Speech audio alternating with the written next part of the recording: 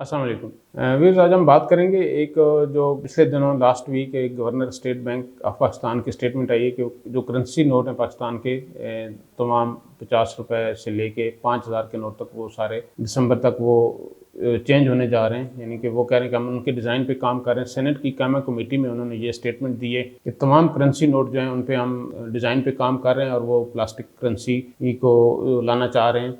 लेकिन ये उनकी तरफ से यानी स्टेट बैंक की तरफ से ये सारा उस पर वर्क हो रहा है, वो काम हो रहा है, लेकिन ये सब्जेक्ट टू चेंज है कि वो ये सारा जो डिज़ाइन चेंज करके उसके बाद वो कैबिनेट मीटिंग में लाएंगे। जो गवर्नर पाकिस्तान की जो काबीना है इस वक्त जो सिटिंग कैबिनेट है उसमें लाएंगे। उसके बाद अप्रूवल के बाद ये फिर इन सारे मरलावार इन तमाम करेंसी नोट को चेंज करेंगे। तो ये हमारे बिजनेस के साथ इसका बड़ा गहरा लिंक है, रियल इस्टेट के साथ। अगर ये हो जाता है, क्योंकि हमारे बहुत सारे मुल्क में यानी कि ये अक्सर ये नोट किया जाता है और अक्सर ये बताया जाता है कि बहुत सारी करेंसी जो है लोगों ने ब्लैक मनी है वो लोगों के पास पड़ी है।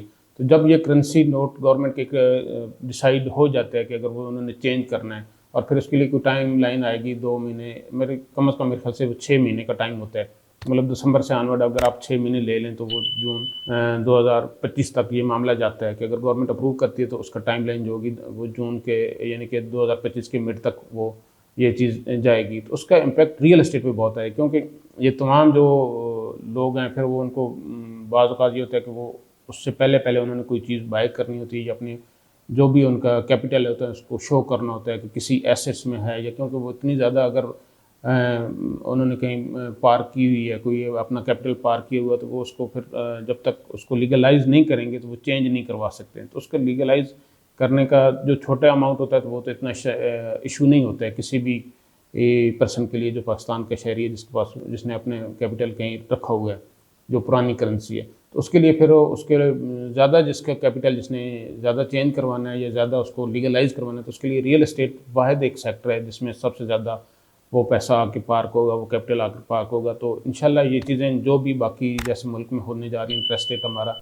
ग्रेजुअली नीचे आ रहा है तो इकॉनमी भी थोड़ी बहुत स्टेबल हो रही है। और अगर ये काम भी हो जाता है तो हमारे रियल एस्टेट सेक्टर के लिए ये एक बहुत बड़ी ब्रेकिंग न्यूज़ होगी और ये बड़ी गेम चेंजर बात होगी। तो देखिए ये क्या होता है। अभी इसके लिए अभी हम सितंबर में यानी कि इंटर हो चुके हैं, तो अगले 3 मंथ है, 3 से 4 मंथ, तो ये सारी चीज़ें इंशाल्लाह क्लियर हो जाएंगी। Thank you. अल्लाह हाफ़िज़।